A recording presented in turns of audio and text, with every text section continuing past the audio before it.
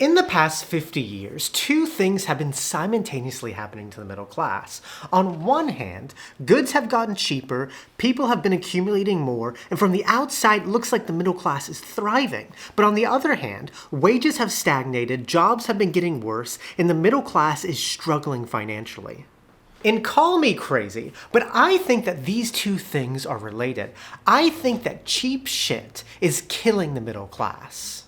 Cheap shit has replaced stability. Our abundant access to low-cost goods has opened this Pandora's box that the middle class has ultimately been paying the price. And in this video, I want to explain how. Because believe it or not, once upon a time in this country, America had a thriving middle class that was a result of decades of intentional decisions to lift up the ordinary worker. However, decades after, that progress was stripped away, and now we're left with a middle class that looks very rich on the outside, but is very poor on the inside.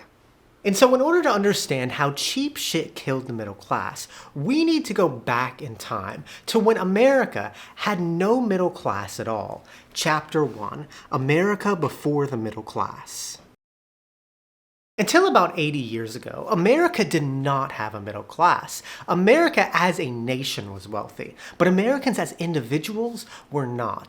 You see, from the late 1800s to the early 1900s, society was split into two extremes. A very small, very wealthy industrial elite at the top controlled entire industries, and a massive, struggling working class at the bottom worked for them. There was no middle. You were either doing great or really struggling. And if you were at the bottom like most people were, life was brutal. You worked 12-hour shifts, 6 days a week with dangerous machinery, made low wage, jobs were unstable, and upward mobility was near impossible. Furthermore, in this nation of extremes, the government favored businesses over individuals, and so workers, ordinary people, didn't have many rights. No social security, no unemployment benefits, no health insurance, no workers' protection, and no sick days.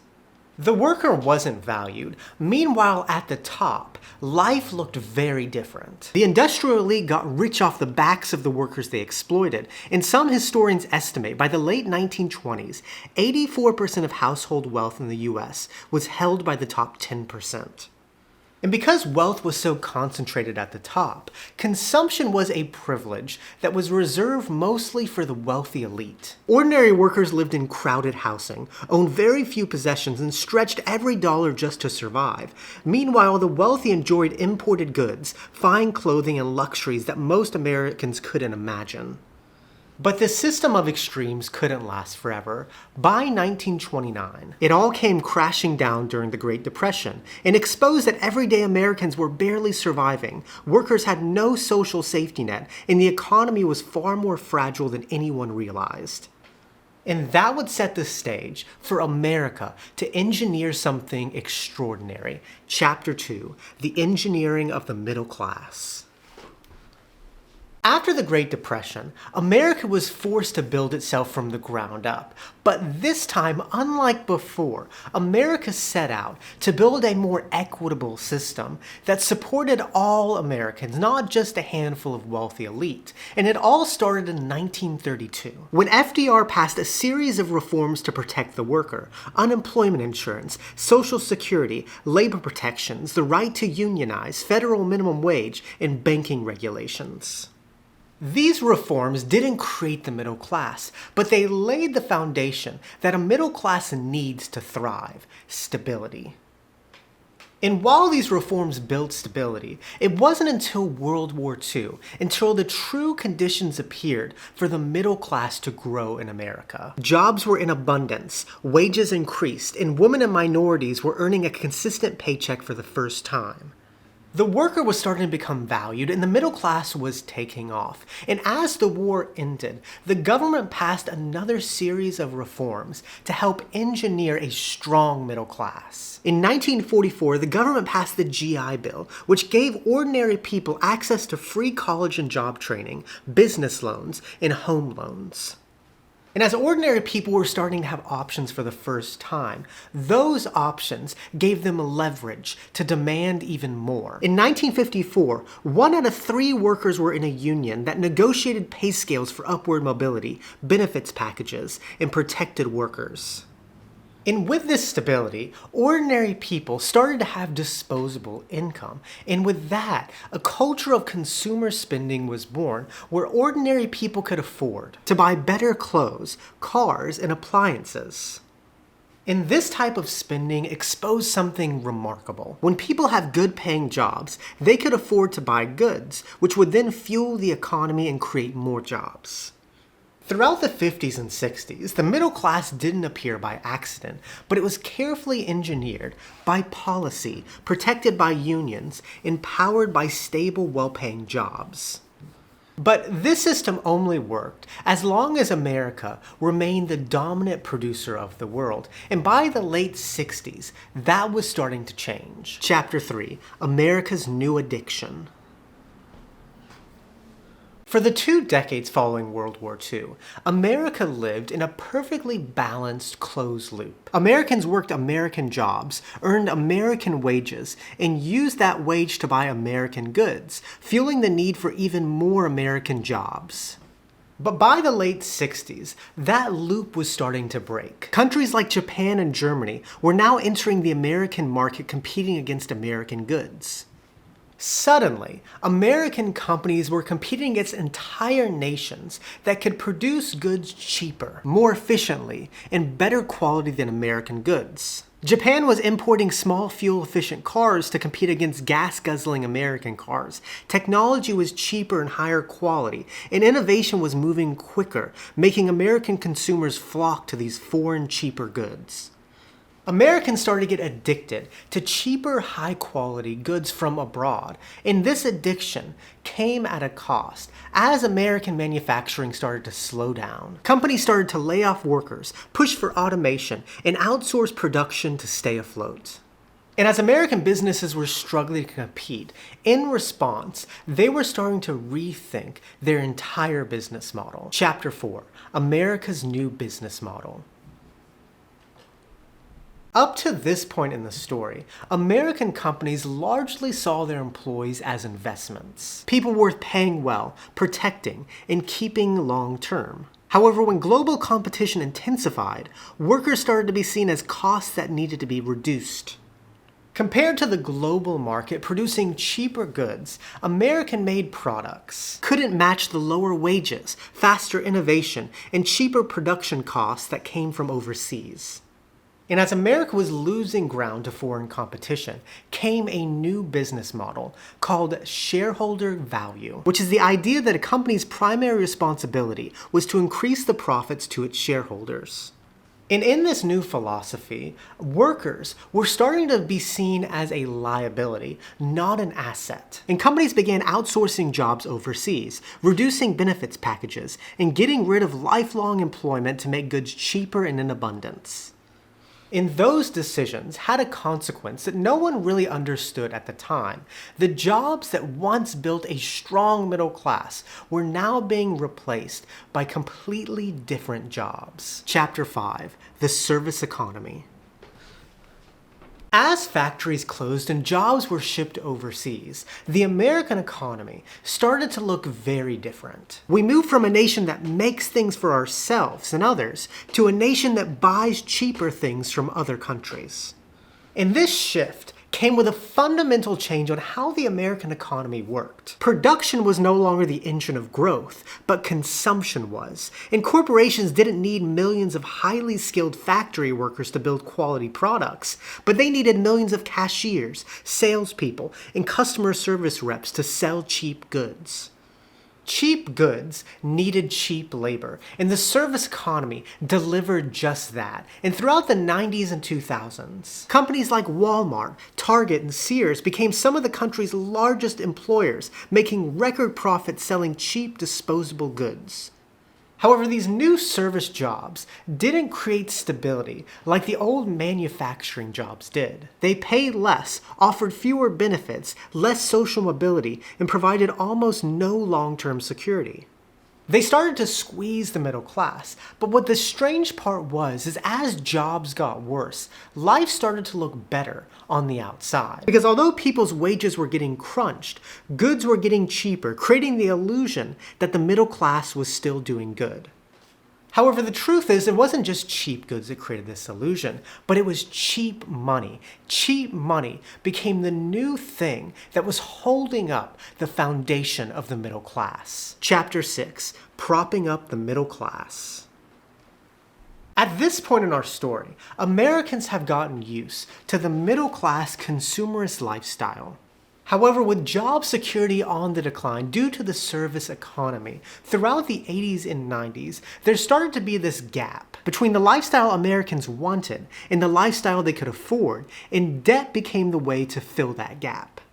Consumer debt was around long before the decline of the middle class, but it really became more popular and more mainstream in the 80s because borrowing became easier, cheaper, faster, and more profitable for banks than ever.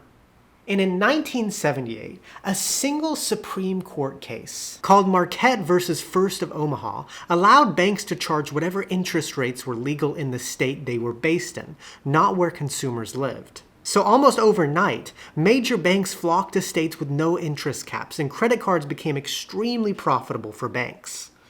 And throughout the 80s, credit cards went from being this niche convenience to an everyday lifeline to help you get gas, get food, buy clothes, and even daily necessities. And over time, cheap money became woven into every aspect of life, propping up the middle class. You borrowed to go to school, to buy a car, a home, to cover emergencies, to just stay in the middle class. As wages stagnated, more households became reliant on cheap money to prop up their lifestyle that an old stable job could afford. Debt became the thing that was propping up the middle class, but underneath, the foundation of the middle class was crumbling. Chapter 7, The False Middle Class. By the time credit became a normal part of American life, something unusual was happening. From the outside, the middle class looked strong. People had cars, homes, and stuff. But from the inside, savings were shrinking, debt was rising, and jobs were getting worse. The middle class was starting to become this illusion that was being propped up by debt, but no one really seemed to care because culturally, being in the middle class was no longer this financial thing, but it was this visual thing. The middle class wasn't defined by having stability and financial security, but it was defined by having access to financing and borrowing money for everything. And at least in the beginning, this illusion seemed good for the economy. Banks profited from interest, retailers profited from constant consumption, and even the government was benefiting from GDP growth. But underneath this, the middle class was more broke and vulnerable than ever. But illusions never last forever. Debt has its limits. Savings are important. And eventually, with all things in life, the bill eventually becomes due. Chapter 8, When the Bill Finally Came Due. By the time we enter the 2000s, America transformed into a cheap nation. Cheap goods, cheap credit, cheap labor, and cheap expectations. And it all worked great until, well, it didn't. Because the truth is, you can't build a stable middle class on cheapness. You can't expect stability from mediocre jobs, a lifestyle funded by debt, and no financial security. It's just a ticking time bomb, one spark away from disaster. And throughout the last 25 years, we have seen how vulnerable the American middle class really is. Whether that was through the dot-com bust, the housing crash, or the pandemic, one bad event is all it takes to turn people's lives upside down.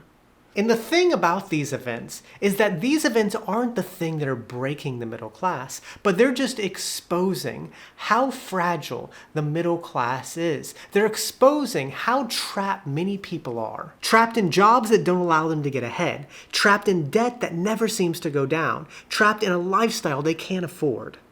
Because for decades, the things that provided stability for the middle class have been stripped away and replaced by cheaper alternatives. We traded good jobs for cheap labor. We traded long-term sustainability for short-term growth. And we traded a strong middle class for the appearance of one. Cheap shit didn't just give us lower prices, but it stripped away the foundation that held up the middle class, and that is the price we pay for cheap shit. And so I want to finish this video off with chapter 9. Where do we go from here? All right, another deep dive story in the books. In this video, we have seen the middle class rise through policy, leverage, and dominance, and we've seen it fall through global competition, cutting costs, and decades of cheap substitutions.